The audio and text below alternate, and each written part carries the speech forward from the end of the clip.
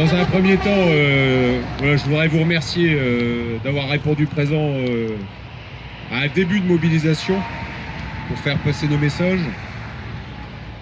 Bon, les messages principaux, je crois qu'il y a un président de la République qui s'est fait élire sur un programme européen. Et aujourd'hui, l'agriculture française, elle s'inscrit dans cette politique agricole commune européenne et que nous sommes en distorsion de concurrence sur beaucoup de sujets. Et donc il faut rappeler nos valeurs du monde agricole, ce qu'on apporte à nos consommateurs, à nos concitoyens en termes de qualité, de traçabilité, de sécurité alimentaire. Et je crois qu'aujourd'hui c'est la journée de la gastronomie. Et s'il y a bien un pays qui peut être fier de son agriculture et de ses agriculteurs, c'est bien la France, et qu'il y a beaucoup de pays dans le monde qui nous envient. Mais qu'aujourd'hui les contraintes que vous subissez sur vos exploitations ont des répercussions sur vos coûts de production, et la France est en train d'être en perte de vitesse sur notre agriculture et sur nos parts de marché. Nous étions la première puissance agricole européenne, nous sommes la 5e aujourd'hui. Nous avons perdu 4 marches en 4 ans de temps. Toutes les productions sont concernées, toutes. Ce sont la viticulture, l'arboriculture, le maraîchage, les grandes cultures, l'élevage. Nous sommes en perte de vitesse partout. Donc nous allons rappeler aujourd'hui, vous avez vu que ce matin ça a commencé en Ile-de-France avec nos collègues de la FDSEA d'Ile-de-France, qu'on fait un réveil musclé à l'Élysée en disant que les agriculteurs étaient sur la paille, et c'est la réalité, parce qu'au-delà de la perte de compétitivité, nous n'avons plus de revenus sur nos exploitations agricoles, et les chiffres que sortent la MSA aujourd'hui ne sont pas contestables. Il y a plus de 40% des agriculteurs français qui gagnent moins de 350 € par mois. Ce n'est plus acceptable, nous allons le dire haut et fort. Nous sommes en train de faire monter la pression. J'espère, et j'aurais besoin aussi du collectif des agriculteurs, derrière le réseau, notre réseau, autour du syndicalisme, autour de la coopération, autour des OPA, pour qu'à un moment donné, on puisse réagir et pour défendre l'agriculture, les agriculteurs, mais au-delà de ça, défendre la ruralité. Et je crois que nous avons ce message à faire passer aujourd'hui, c'est que la ruralité en France est en difficulté parce que les agriculteurs, les paysans, les vignerons sont en difficulté dans nos territoires ruraux. Et c'est ce projet-là que je crois qu'il faut qu'on partage ensemble. Il va falloir leur redire haut et fort. Alors l'emblématique aujourd'hui, certes, c'est le glyphosate. Et je peux vous assurer que le réseau FNSEA, le réseau des FEDE, va tout faire pour défendre l'homologation du glyphosate. Parce que c'est un marqueur, oui, c'est un marqueur fort. Nous ne pouvons pas produire aujourd'hui en France sans produits de santé végétale. Et vous avez entendu parler, il y a 10 jours, le président de la FDSEA de la Marne s'est énervé, ça m'arrive rarement. Mais quand je suis sorti de mon entretien avec le Premier ministre et le ministre de l'Agriculture à l'occasion de l'inauguration de la foire, nous avons entendu ces messages à l'occasion d'une réunion entre professionnels. Ce n'était pas à l'occasion d'une réunion au grand public, mais avec nous. Le Premier ministre osait nous dire que de toute façon, ces produits-là, il faudra vous apprendre à vous en passer. Ce n'est pas possible aujourd'hui de mettre dans la tête du consommateur que l'agriculture française est capable de produire 100 produits de santé végétale. Ces produits-là sont faits pour soigner les plantes, pour éviter des maladies, pour éviter des mycotoxines, pour éviter des problèmes sanitaires demain chez nos consommateurs. Donc arrêtons de faire croire ces lubies, c'est complètement démago. Et donc aujourd'hui, notre message, c'est oui, il faut qu'on ait un ministre de l'Agriculture fort qui défende ses agriculteurs, et non, il faut un ministre de la transition écologique qui a un poids et un regard dogmatique sur notre métier et qui fait passer les mauvais messages. Donc oui, la tête, c'est clair que Nicolas Hulot, c'est pas une bonne nouvelle pour les agriculteurs. C'est plutôt le schéma de la décroissance, alors que le nôtre, il est basé sur la croissance. Et je crois que s'il y a plus de 50 ans que les paysans marnais et français ont réussi ce challenge, c'est bien parce que nous sommes sur un schéma de croissance et que nous voulons répondre à ces enjeux d'alimentation humaine, d'alimentation animale, mais aussi du réchauffement climatique. L'agriculture est une solution. C'est aussi une solution sur la biodiversité. C'est aussi une solution sur les alternatives au pétrole. Et je crois que Eric doit aussi nous en parler, mais ce qui se passe sur l'éthanol, c'est quand même dramatique pour nos régions, que nous avons investi massivement sur des solutions alternatives aux fossiles. Et je vous rappellerai juste quand même qu'en 1992, quand il y a eu cette réforme de la PAC et qu'on nous a promis 10 à 15% de jachère, les paysans ont investi dans des outils de transformation pour trouver des débouchés et pour créer de la valeur ajoutée, mais aussi pour créer de l'emploi. Et je crois que derrière l'agriculture, il faut le rappeler, c'est 15% des actifs en France qui travaillent grâce à l'agriculture, à l'agroalimentaire.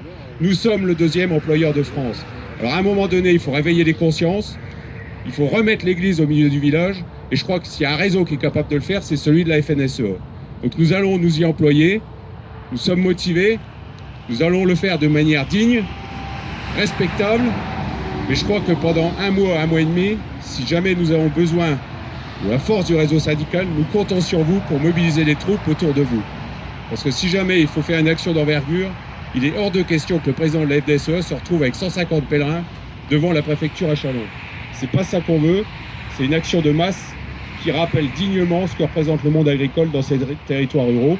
Et je crois qu'aux côtés de Nicolas, en tant que président des JA, notre vocation, c'est aussi de transmettre, c'est aussi d'installer des jeunes agriculteurs.